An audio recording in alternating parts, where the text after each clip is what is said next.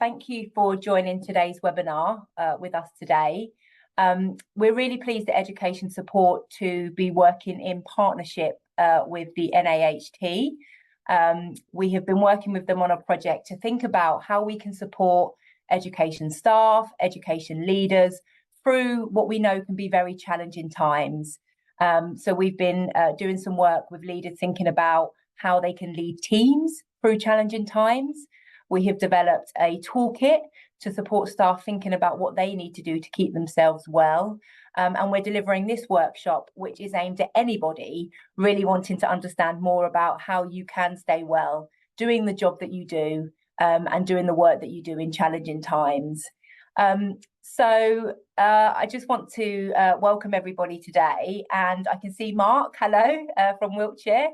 Mark has started us off really nicely, so I think it'd be really lovely if we could maybe just all put in the chat where we're from, so we can get a sense of where people are located across the country. It's always nice to feel connected. So if you're happy just to pop something in the chat, it would be great to see kind of where people are coming from far and wide. Great, some people from North Wales, we're all Birmingham, Croydon, we're in London too, St Albans, Twickenham.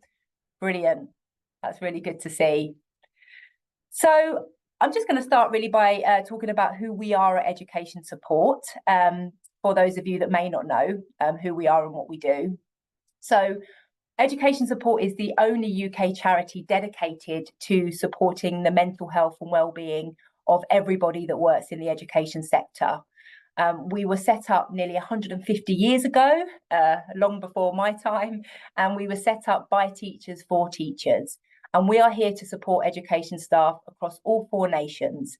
And our mission is to improve the mental health and well-being of everybody that works in education, because we believe that better well-being leads to better education. So we're here for you, we're here to support staff. So how do we do that? So we think about well-being and we deliver our work at 3 different levels. So we recognise that individuals, those working in the education sector, can be supported to think about how they can support their own mental health and well-being. So we work with individuals to think about what they need to do to stay well, but we also support individuals that might be struggling with their mental health and well-being and need some additional support. But we recognise that changes can't only be made at the individual level, but we do also recognise that change at the workplace level and the system level takes time. So we absolutely believe that we can work with individuals to think about how they can look after themselves. And that really is the focus of today's webinar, thinking about you as individuals in those challenging times. But we also recognise that you are all individuals that work within schools. You may work within a college or university, but you predominantly work in schools. And at that workplace level, you will be working within a culture that has lots of relationships, that has systems and processes and ways of working. And there is lots of research that talks about the impact that culture and the workplace can have on an individual's mental health and well-being, an individual's motivation, an individual's sense of purpose and connection and work do they do. So that culture piece at the workplace is really important. And we need to recognise that as individuals, you exist within those cultures.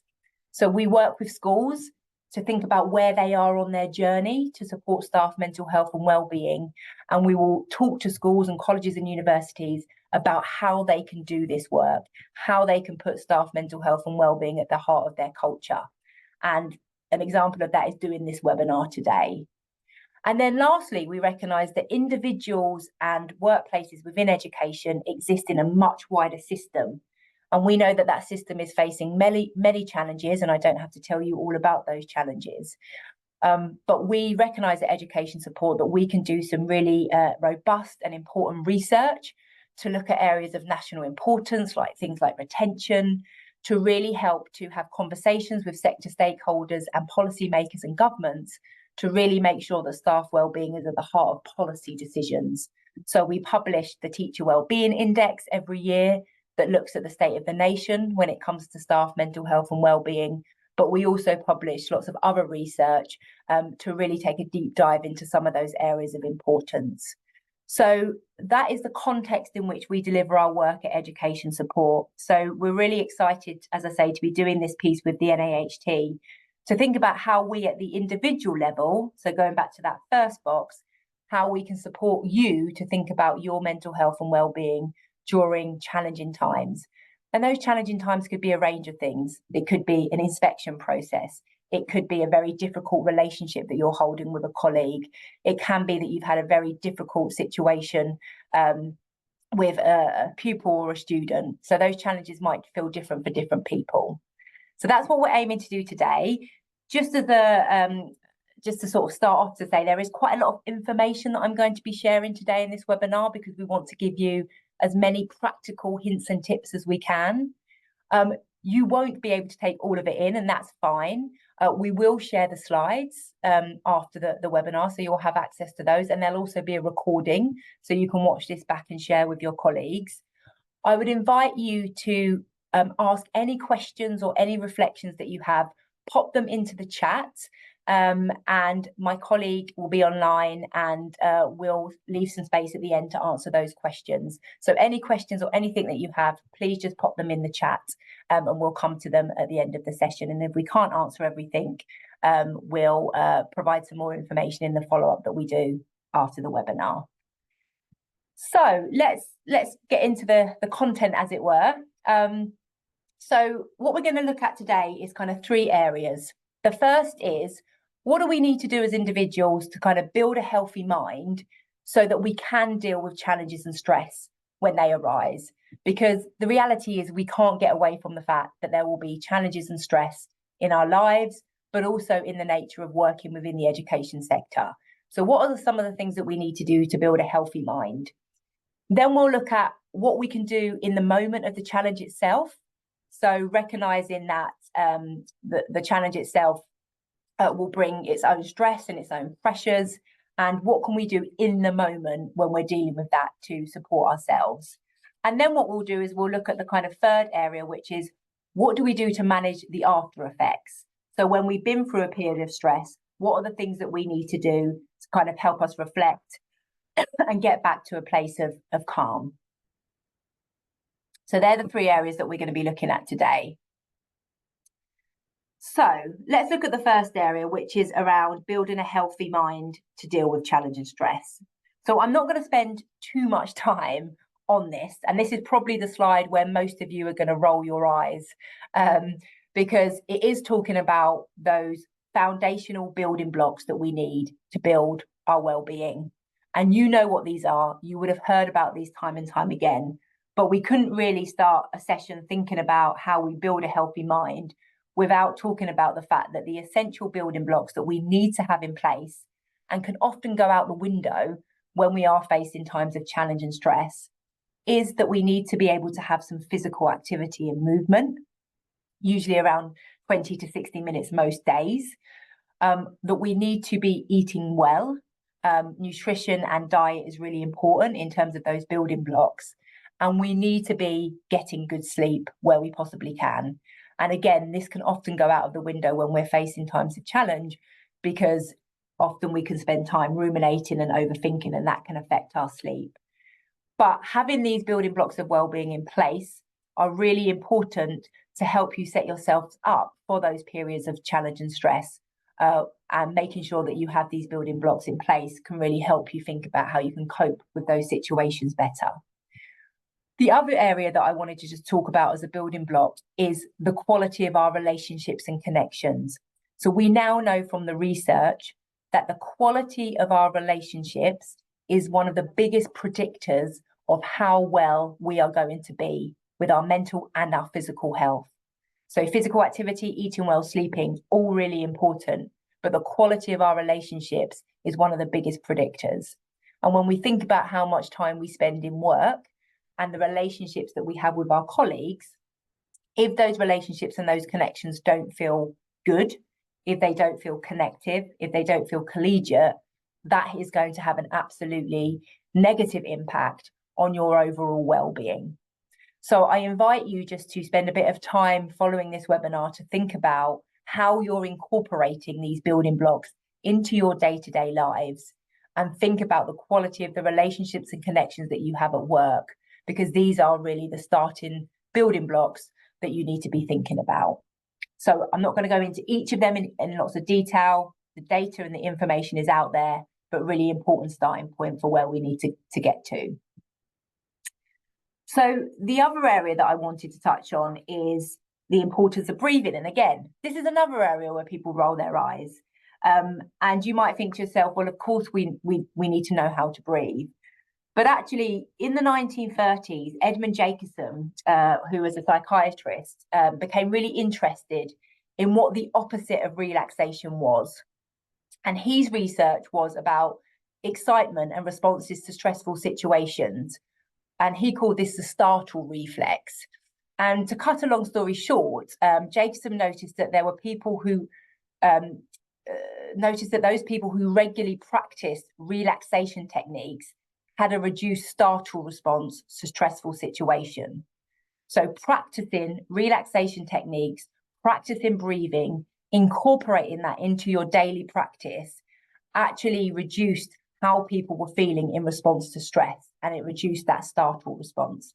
And we know that that startle response can have an impact on us physically when we think about the fight, flight, or freeze response that people can often experience when faced with challenging or stressful times. So the approach he used, and what we now call it, is called the body scan. So you would have heard of this, and you can go online and there's lots of information out there about how you can do a body scan. But if you want to think about how you can prepare yourself for stressful and challenging situations, putting this into practice maybe once a day, once every couple of days, even try and incorporate it a couple of times a week, of giving yourself a full body scan. And what you can see here is it's kind of 4 simple steps. Maybe do them now as I'm talking through them with you. Take a moment, close your eyes, take some deep breaths. And then he talks about moving into scanning your body from your crown all the way down to the head, from your head to your toes. And then it's about checking in where your tension and emotions are sitting. So can you feel them in your stomach? Is there a knot? Is there something that you're feeling very anxious about? You know, is it a physical pain? Are you feeling pain in your shoulders because you're feeling very tense and you've been holding something for a number of days or weeks? So checking where your tensions and emotions are. And then he talks about placing your hands over the area of attention and breathing into that space. So what you're doing is you're recognizing and you're listening to your body, you're understanding where those stresses are manifesting, and you're able to take that time to breathe into that. So when you go into those stressful situations and you have this practice behind you, it's something that you can implement in the moment when you're facing that stress. So breathing, yes, it's really obvious. We all have to breathe, but actually practicing breathing does help us in our responses to stress, and particularly in regards to that startle response. So I wanted to include this and touch on this because it is a really important part of the conversation. One of the other things that we need to do to kind of prepare ourselves to have a healthy mind to face stress and challenge is about allowing moments of recharge. So we have this narrative, I think, around rest, and in a lot of the conversations that I have, is that we see rest as a deficit. You know, we live in this environment where it's go, go, go. And actually we see rest as something that we shouldn't be doing because it means we're not doing enough. And if we can reframe rest and think about rest as fuel, those moments of rest being fuel for us and allowing us to do our work better, then actually we can start to think about rest a lot differently. And there is actually emerging research about rest. And the emerging research says 3 things about rest. It increases our interest and enjoyment in the task that we're doing. It deepens our learning. And in education, it's a learning sector. So those moments of rest deepens our learning, but also those moments of rest unlock fresh ideas. So in those moments where our brains are not overthinking, they're not ruminating, we're actually allowing ourselves to have those moments of rest. We are unable to lock some of the ideas that we might not have had before. So not only is it important for our well-being, it's actually really good for us as professionals to take those breaks. So one of the things that we talk about is the well-being window. And this is really recognizing that when you work in education, you don't have a huge amount of time in the day. You really don't. And we know that. So this will help you think about what you can do in 30 seconds, what you might be able to do in 3 minutes, and what you might be able to do in 30 minutes. So take some time, and you can find this exercise on wellbeingandcoping.net. We've got the link there for you. But take some time and reflect after this session. What are those things that you can do? 30 seconds, 3 minutes, and 30 minutes. And if you're a leader or you're a manager, why don't you do this with your colleagues? Why don't you do this with your team? And actually think about what you might be able to do as a team or as a school. And this is something that you can do as a really nice connection exercise to get you all thinking about those moments of recharge in your culture and in your work environment. So very quick and simple exercise, but really important to bring in those moments of recharge and rest if you want to particularly show up at your best during those times of challenge and stress. So the other thing that can often happen, particularly, for example, if you know that you have an inspection coming up, as one example, that often we can fear the worst. And that might be based on a previous experience. That might be based on what other people tell us about that experience. So it can feel very rooted in what you believe to be the reality. But quite often we can sometimes fear the worst, and it doesn't turn out as bad as we think it's going to be. And we can catastrophize. So there is some stuff to think about in terms of the techniques that you can put in place well in advance, so that you're able to manage some of that fearing the worst and that catastrophizing. So a couple of things that I wanted to share on this is some questions that you may be able to ask yourself. So if you foresee a challenging time coming up, if you foresee a stressful time coming up, if you're starting to find that you are in that kind of anxious thinking mode, then there are some questions here that you can ask yourself. Is this thought absolutely true? What if the opposite were true? What if the thing that I'm fearing isn't as bad as I think it's going to be? What if the outcome is different? What am I predicting, and how realistic is this? What is a more realistic or balanced thought? And am I confusing thought with fact? And I think that is a really important question. So I think when we're thinking about challenging and anxious times, we don't always know when they're going to come up. But actually, if we can start practicing these questions, it can really help start to challenge our own thinking and our own catastrophizing. And I am as guilty as anybody around this. So these questions have been absolutely valuable for me in terms of thinking about this. The other thing that I wanted to talk about is the fact that there are some things that we are worried or we fear the worst about that we have no control over. And that is a reality for us. We have no control over a number of things. When we think about those 3 buckets I spoke about, and we think about the wider system, then actually there are some things that are happening within that wider system that impact on the organization culture, that impact on us as individuals, but we have no control over them. So one technique that you can implement is something that we call worry time. And this is actually making space, whether it's in the day, whether it's once a week, once a month, however often you want to do it, whatever feels practical to you, is to create space where you can actually worry. You can think about those things that you have no control over. You can make yourself a cuppa or pour yourself a glass of wine, which is often the case. Write down your concerns and your worries, put them on a piece of paper, and practice not trying to find solutions. Because if you can't control the outcome, if you can't control the thing, then actually you do need to practice not trying to find the solutions. And then if you can, talk them through with somebody you trust and put them away out of sight. Now, it may be that you revisit them in 2 weeks' time and you've got the same worry and you want to make more notes. What you're doing is you're not removing the worry because you can't control that, but you are putting a boundary around it. And you are putting that boundary around it to help you with your overthinking and your rumination, which we know can lead to anxious thinking. So a very simple technique. And again, you might want to do this as an individual, but you might also want to do this as a team. Why don't you sit down as a team and make some space to have that conversation?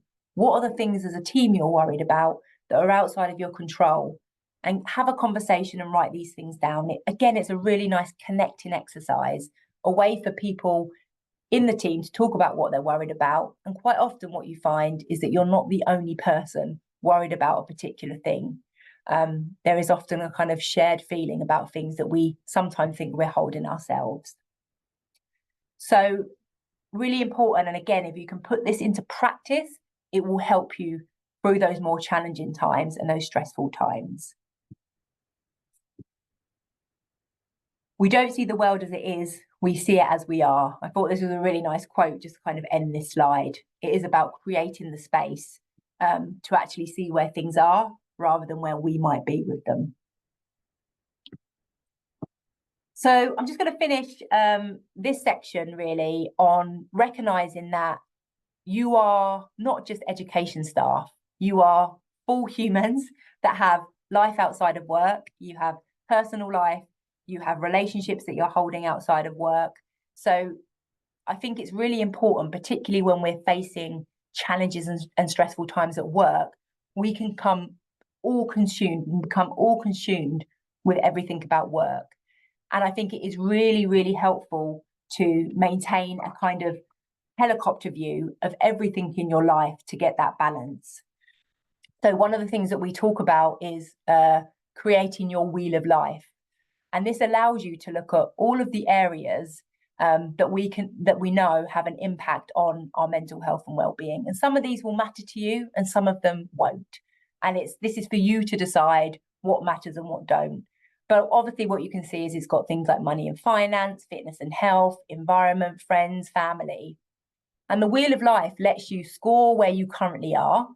So how satisfied are you with each of these domains? And then it also gives you an opportunity to say where you would like to get to. So if for you, fitness and health is really important, where would you like to get to in the next 3 months, 6 months, 9 months, a year? And what this allows you to do is to kind of step out of just viewing the kind of challenges and stresses that you're facing at work and be able to identify that there are many domains that you need to focus on in order to look after yourself and to support your own mental health and well-being. So we have a resource, and I'll ask my colleague Jess to pop a link to it in the chat, where you can download this wheel of life and you can do it. So you don't have to create it yourself. We've done it for you. A really good exercise for you to do personally, something for you to share with your colleagues as well. So really important to remember that there are lots of different domains that we need to be thinking about.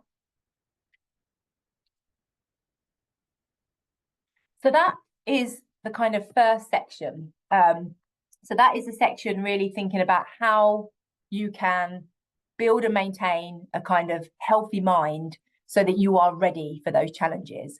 What I'm going to do is I'm just going to give you 2 minutes of personal reflection time now.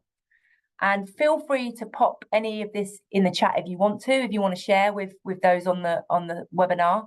But just what comes to mind as you take in the information in this section? And if there is anything, what's useful for you to take from this today? So 2 minutes of personal reflection, and please feel free to pop anything in the chat as well. I'm going to leave you for 2 minutes, everybody. And I can see that there are some comments coming through in the chat. So yeah, just picking up a couple of those. Carolyn, difficult to switch off when you get home after dealing with tough pastoral cases.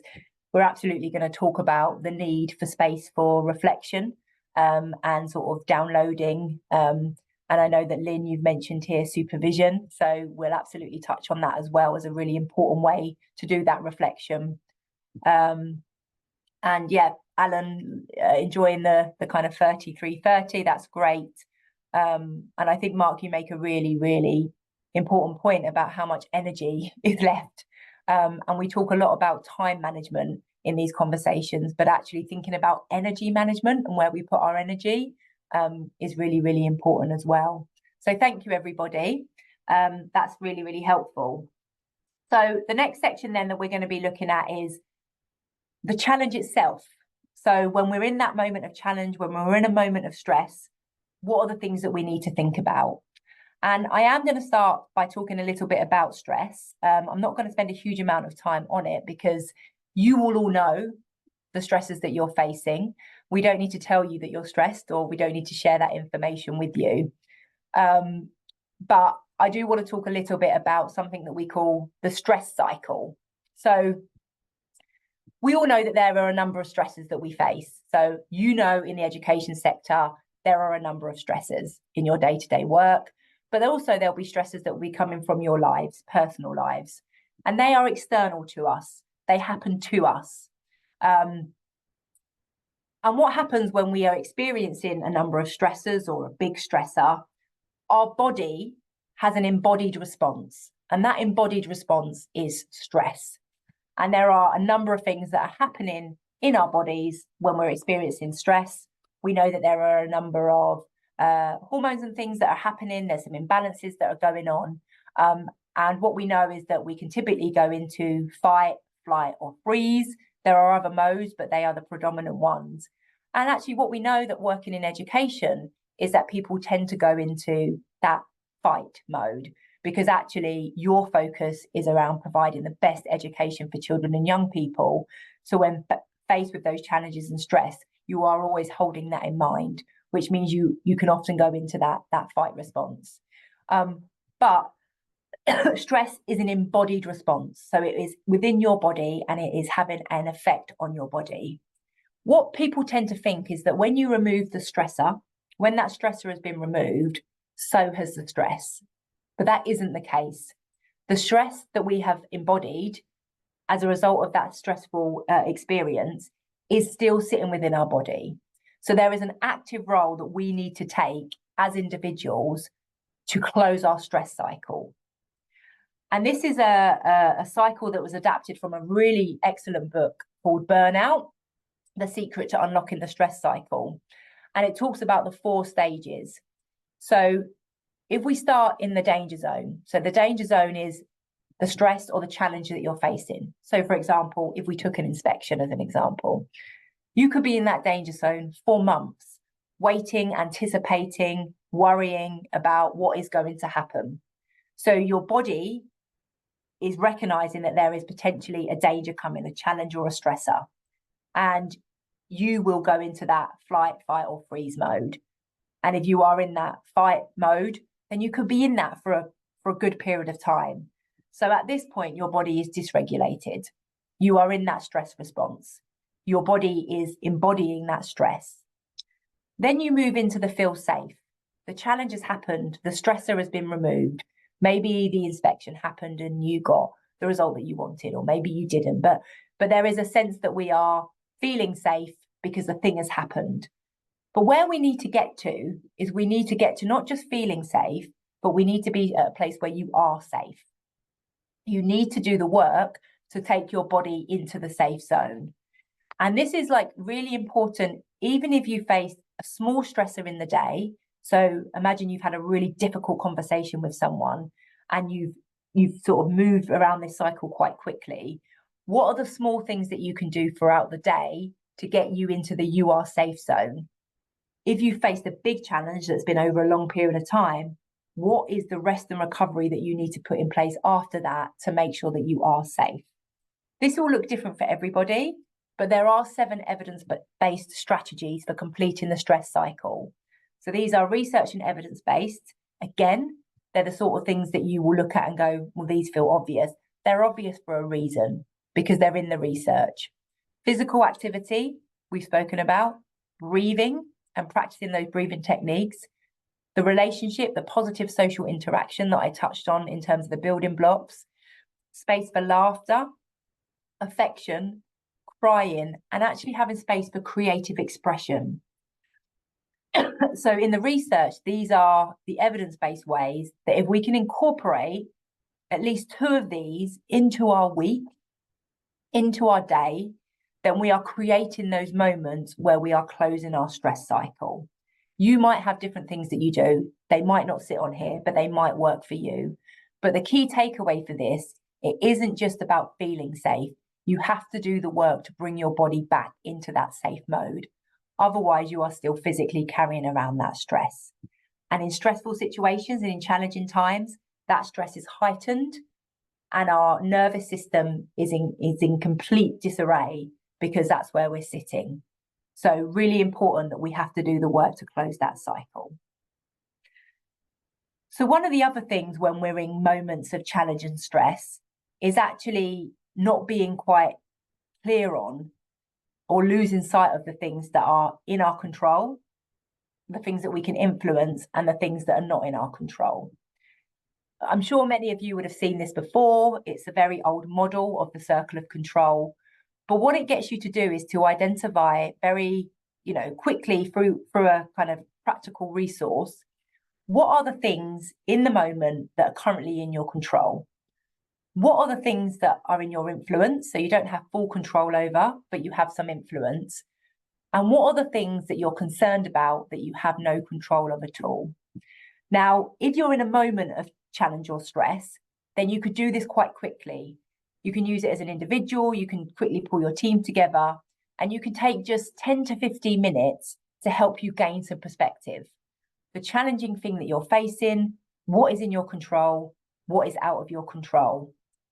But you can also use this as part of kind of building a healthy culture more broadly with your school or your team, and really think about doing this once every 6 months or so, or however often you want to. And as a team, sitting down and thinking about currently in our school right now, what are the things that are causing us concern and worry? What are in our control? What can we influence? And what do we have no control over? And a bit like we spoke about on the worry time, being able to name the things that you're concerned about, name them and recognize them, but practice being able to talk about them and not find solutions. Again, this can be a really good tool for connecting team members, and it opens up a space where you can have conversations about worries. So it really is important in those moments of challenge and stress to gain that perspective, because often we can feel like everything is out of our control in those moments. But this tool can kind of help you zone in and remind yourself about the things that are in your control. And again, my colleague Jess will share a link to the tool that we have for you, which can help you do this. So really, really good to do. And you can also do it thinking about life, not just work. So a really good exercise for you individually and as a team. The other thing I just wanted to touch on here is quite often when we do face stress and challenge, and particularly if you're in a leadership role, and I can certainly reflect on this myself, is that when I go into times of stress and challenge, I definitely go into perfectionist mode. My response to that is I need to get everything right. I need to get everything perfect because it's my only way that I can control it. I go into that control and command. And I think that is quite natural. And I think there are probably many leaders that can reflect that they may do the same. But I think the really important points to make here is that perfection doesn't equal performance.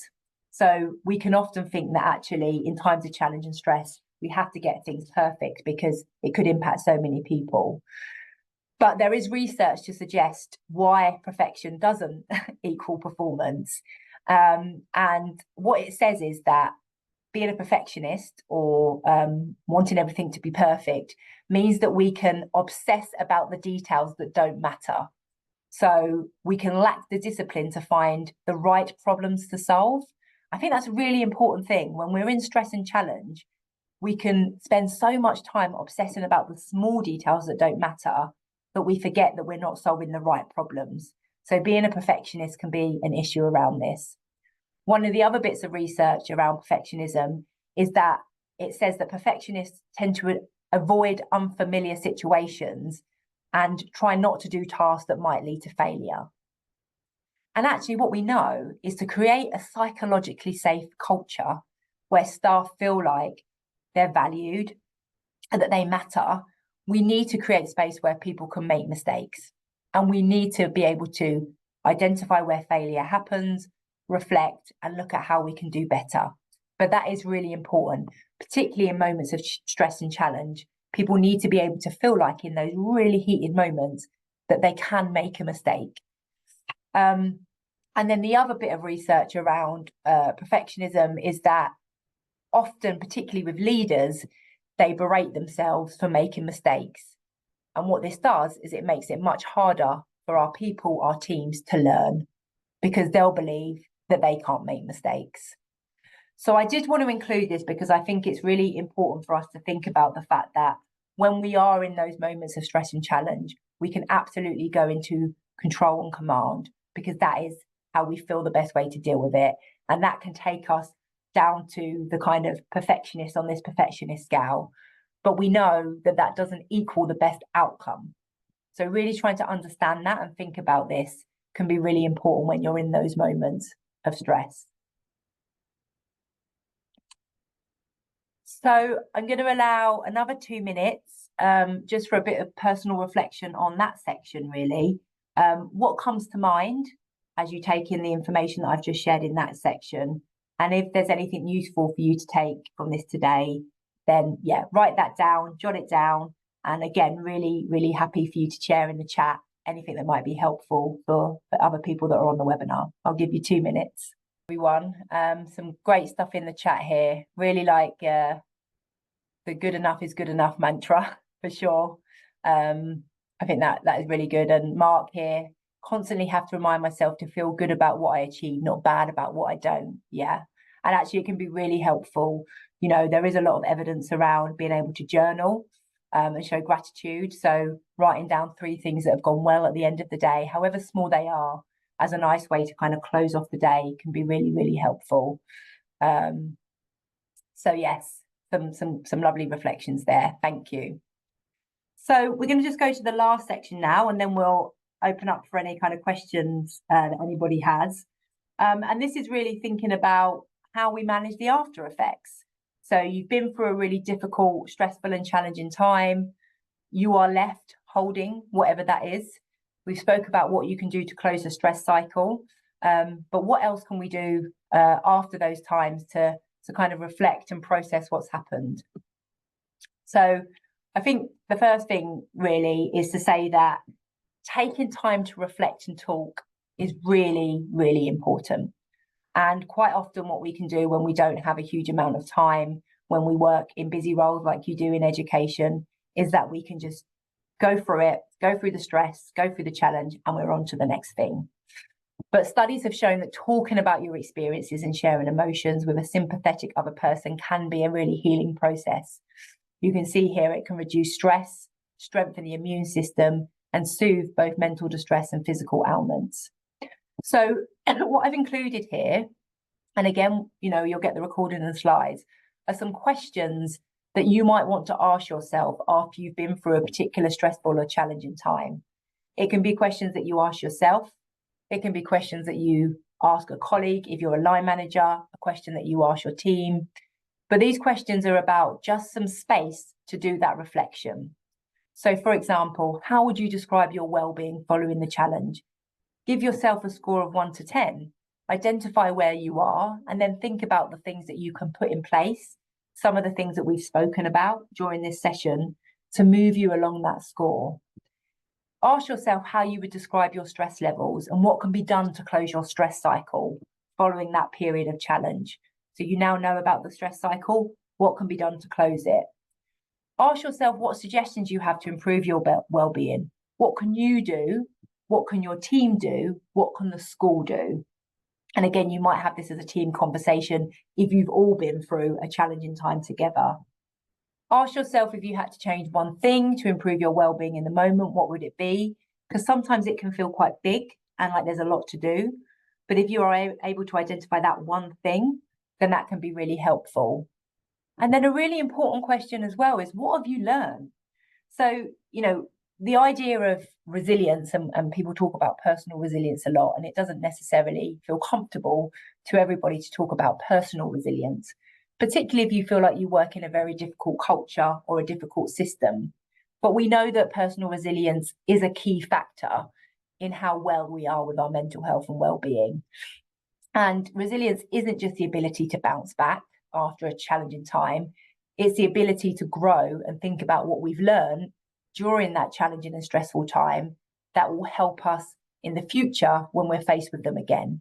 So ask yourself the question, what have I learned? It can be really, really important because we often think that we have just felt stressed, but actually we often learn things in those moments.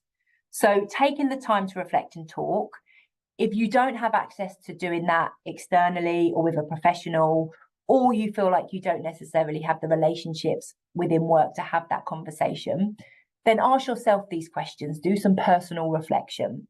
And I'll also sort of flag later our helpline, because you can also call our helpline if you've been through a particular tricky or challenging time and you just want to talk that through. One of the things that I did want to touch on is professional supervision, and supervision was mentioned in the chat. Now, we are currently funded by the Department for Education and Welsh Government to provide fully funded professional supervision if you are in a leadership role. So if you are a head teacher, a deputy head, or an assistant head, and you want to access professional supervision, you can sign up through education support. The QR code is there. You can get out your phone and QR code it will take you straight to the sign up. And what professional supervision is a safe and confidential space where you can talk to a qualified professional, a qualified supervisor, to reflect, to learn, and to develop all around your professional identity. So this is all about your role in education, and it holds your work with children and young people at its heart. So you might touch on personal themes in supervision because, as I've said before, you are full humans, but professional supervision is always about the work and always about your role. So when you sign up, if you are in a leadership role, you'll get access to 6 fully funded sessions. You'll have a session with your supervisor before those 6 sessions just to learn more about what to expect. And you'll have an opportunity to reflect on things like team culture, team dynamics, any leadership challenges, safeguarding, inspection experience, successes, what's going well, work-life balance. So we've currently supported nearly 1,500 leaders so far, and these are the types of things that they're finding most useful to talk through. And we're also seeing that leaders are reporting, as a result of attending the 6 sessions, that they have greater self-awareness, they're able to think more clearly, develop new coping strategies, and we're seeing improvements in their own personal mental health and well-being. So at the moment, it is only funded for those leadership roles. We think it's really important that leaders have this space for reflection and they're able to bring back that learning into the organisation. So I did want to flag this as something that if you are currently a leader, please do sign up. It's fully funded, and we know that it will make a significant difference in terms of supporting your mental health and well-being. So that's one place where you can reflect, particularly after challenges and stressful times. And then lastly, it's really, really important that when we've been through a particularly stressful and challenging time, that we have some space to reconnect with our purpose. We know that those working in education feel so strongly about the purpose of their work with children and young people. Even when we talk to staff about all of the challenges that they're facing, we hear time and time again, we feel connected to our purpose. That is why we're in it. That is why we do it. So after you've been through a really challenging and stressful time, sometimes you can lose that perspective. It can feel very difficult. Supervision is a really great way for you to start to regain some of that. But if you're unable to access supervision or any kind of reflective space with a professional, then actually what you can do is you can ask yourself some questions, some reflective questions. So I've included these on the slide, but what inspired you to enter education? What makes your day joyful in school? Think about a time that you really connected with a pupil or a colleague at work. What encouraged that connection? So just some questions here to really bring you back to that sense of purpose. We know, along with connection and relationship, that sense of purpose is a key driver in how well we'll feel with our well-being at work. So being able to find the space after you've been through a challenging and stressful time to reconnect with that purpose can be really, really good. So just wanted to share that with you. We also have an e-learning module on our website called What's on Your Plate. You can go onto the website and search for What's on Your Plate. It's free, and it's a e-learning module that helps you think about how you can have reflective conversations with colleagues. So it doesn't replicate or it doesn't replace formal supervision, but what it does do is it gives you some techniques and some things to consider if you do want to have those reflective conversations with colleagues. So I'd recommend, if you want to, go on and watch it. As I say, it's free to access. So couple of minutes before we open for question and answers. We've got about 10 minutes left. What comes to mind as you take in the information in this last section? So this section around the after effects.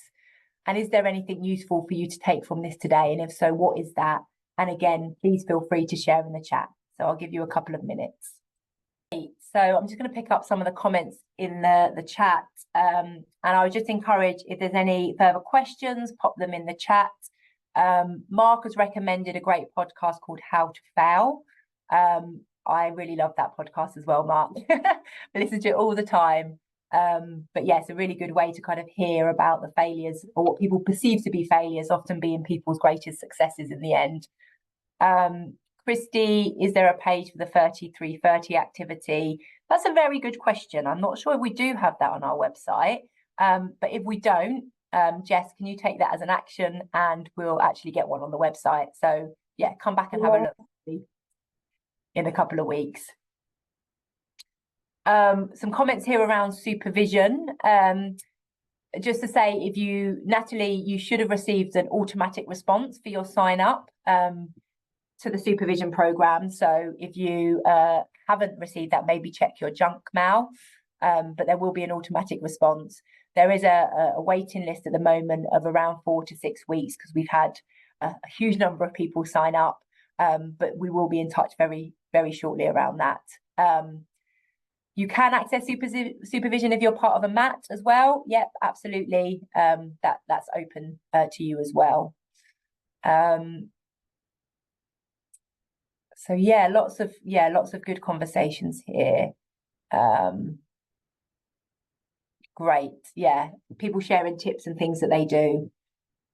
Okay, so Jess, were there any questions that I haven't picked up in the chat so far? No, we've no questions coming up. Lots of comments as we've been going through. Lots of people. Someone was just sharing their experience of professional supervision and praising it, recommending it really highly, which is great. I'm really pleased that you've been able to. I've been putting the links on, so no specific questions, just sort of comments that have come through, Faye. Brilliant, thank you. Well, I'll give a few moments if people want to, but in the meantime, what I'll do is just share a couple of things to signpost you to. So I touched on this earlier, but we do have our helpline. It's free and confidential. It's open 24/7.